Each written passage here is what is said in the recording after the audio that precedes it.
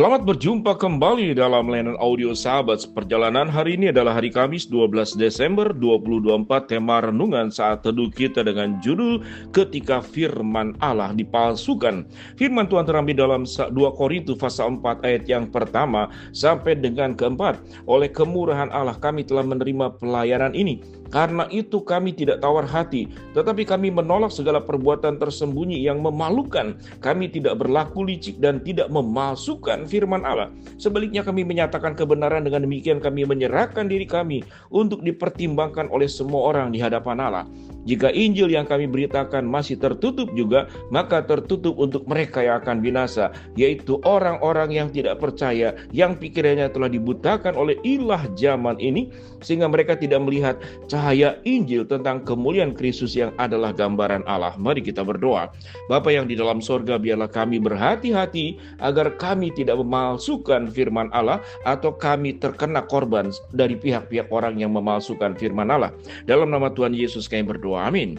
Shalom sahabat seperjalanan yang dikasihi Tuhan. Ketika firman Allah dipalsukan, dalam sejarah Alkitab kita melihat ada banyak sekali kepercayaan-kepercayaan yang timbul. Setelah manusia jatuh dalam dosa, maka manusia tidak lagi punya sebuah kesanggupan memahami kebenaran firman Allah secara tepat dan benar, karena manusia sudah bercampur dengan dosa.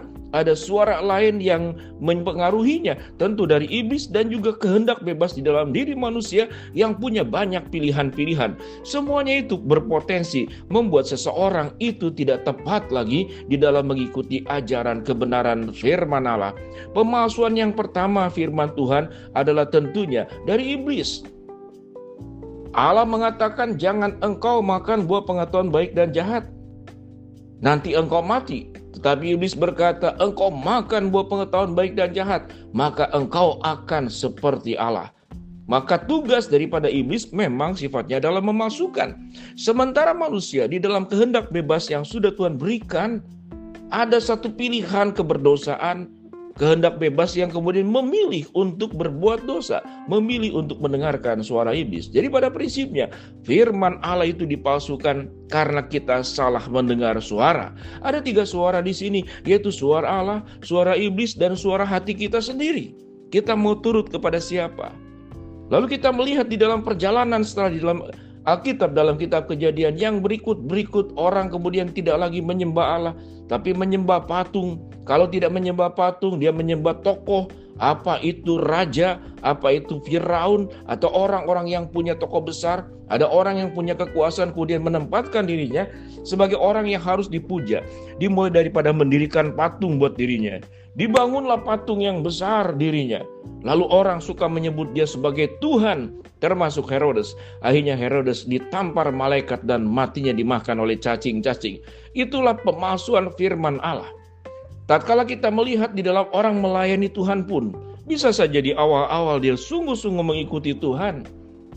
Dia mau berkorban untuk Tuhan, melayani, memperhatikan orang miskin, memperhatikan para janda, memperhatikan anak-anak yatim piatu. Dia mau berkorban. Tetapi tatkala kemudian yang firman Tuhan katakan, oleh kemurahan Allah kami telah menerima pelayanan ini karena kami tidak tawar hati. Ada kemudian niat-niat tersembunyi yang firman Tuhan katakan telah dibutakan pikiran dan hatinya oleh ilah zaman ini. Tatkala kemudian firman Tuhan itu menjadi bagian untuk mencari keuntungan dirinya sendiri, maka yang dikhotbahkan adalah menekankan tentang teologi kemakmuran. Orang yang percaya kepada Kristus akan selalu sehat, akan selalu kaya, akan diberkati. Maka sakit itu berasal dari iblis, kemiskinan itu berasal dari iblis. Siapa yang sakit, siapa yang miskin berarti kurang beriman, tidak mempercayai Allah.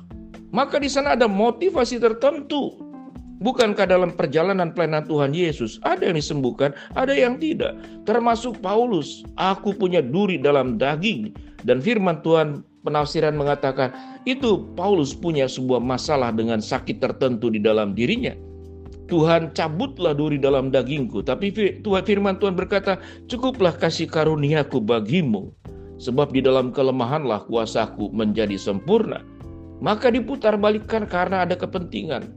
Ada juga orang kemudian memalsukan firman Allah karena ingin dianggap cerdas. Apa yang tidak diungkapkan oleh firman Tuhan, dia paksakan, dia tafsir-tafsir sendiri. Apa yang tidak diungkapkan di dalam firman Tuhan, dia merasa lebih tahu dari Alkitab, lebih tahu daripada firman Tuhan. Sehingga timbullah berbagai macam aliran-aliran kepercayaan.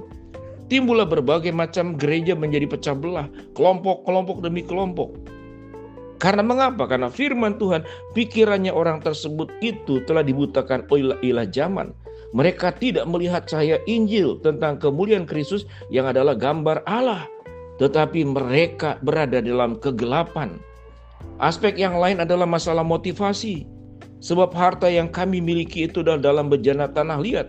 Supaya kekuatan yang melimpah-limpah itu berasal dari Allah dan bukan dari diri kami. Itu pada ayat yang ke-7. Seorang hamba Tuhan besar sekalipun bisa berbahaya untuk memalsukan firman Allah. Perjamuan kudus itu berasal dari kebenaran firman Allah. Perjamuan kudus pada prinsipnya adalah untuk mengingat segala pengorbanan Kristus. Tapi perjamuan kudus, roti dan anggur itu kemudian bisa diidentikan dengan semacam punya mujizat tertentu. Apalagi kalau sudah didoakan air tertentu, roti tertentu, anggur tertentu. Seakan-akan kuasanya ada pada airnya. Tetapi sesungguhnya kuasanya itu ada pada Tuhan. Ada di dalam kuasa firman Allah. Lalu ada orang yang kemudian meributkan masalah baptisan, selam atau kemudian percik. Sementara firman Tuhan tidak pernah menyudutkan kepada bagian tertentu. Firman Tuhan mengatakan Yesus itu dibaptis, masuk ke dalam air, banyak penafsiran. Ada yang mengatakan masuk seluruh badannya, maka itu dikatakan diselam. Tetapi ada masuk cuma sebagian lutut sampai ke pinggang, kemudian dipercikkan di kepalanya. Itu tidak penting. Tetapi baptisan yang paling penting adalah bagaimana Roh Kudus, Allah Tritunggal, menyatakan kebaikannya, menyatakan kasihnya untuk menyelamatkan manusia yang berdosa. Itu yang penting. Tak kala kita menjadi orang-orang yang menekankan sesuatu yang bukan sesuatu yang terlalu prinsip, kita jadikan prinsip, maka kita menjadi kelompok-kelompok, sadar atau tidak sadari, itu bisa memalsukan firman Allah. Oleh sebab itu kita berhati-hati. Dalam surat-surat Paulus ada mengatakan berhati-hatilah dengan nabi-nabi palsu yang berkata aku ini Tuhan, menyebut nama Allah, menyembuhkan dengan nama Allah. Tetapi sesungguhnya dia sedang mencari kepentingannya sendiri dan keberdosaan. Bila kita diberikan kepekaan oleh Tuhan untuk membedakan mana yang disampaikan itu adalah kebenaran firman Allah, atau yang disampaikan itu adalah sesuatu yang sudah diselewengkan, dikurang-kurangkan, ditambah-tambahkan, atau kemudian dilebih-lebihkan untuk kepentingan kelompok tertentu, untuk kepentingan pemikirannya. Dirinya merasa lebih pandai dari Tuhan, dirinya merasa lebih mengerti dari Tuhan, sehingga dia menciptakan kitab lagi sendiri. Yaitu kitab apa? Kitab yang firman Tuhan ditambah-tambahkan sendiri. Dalam kitab Wahyu pasal terakhir dan 2 ayat yang terakhir, jangan engkau menambah-nambahkan satu iota pun atau mengurang-urangkan kebenaran firman Allah. Sebab Tuhan bisa melimpahkan malapetaka kepada engkau yang mengurangkan, yang menambahkan apa yang sudah lengkap kebenaran firman Allah, apa yang sudah Tuhan ucapkan sepenuhnya. Kita punya ketaatan penuh. Jangan menambahkan, jangan mengurangkan. Jangan seperti ahli Taurat menambahkan aturan-aturan yang baru. Jangan juga menjadi orang-orang yang kemudian pada akhirnya menjadi orang yang mempercayai bahwa iman di dalam Kristus dan iman kepada pihak lain itu boleh diizinkan saja. Sehingga kita menjadi orang yang punya pemahaman iman pluralisme dan itu tidak benar di hadapan Tuhan. Mari kita berdoa. Bapa dalam surga, kami berdoa supaya setiap kami masing-masing memahami kebenaran firman Allah secara tepat benar sesuai dengan Alkitab. Dalam nama Tuhan Yesus kami berdoa. Amin.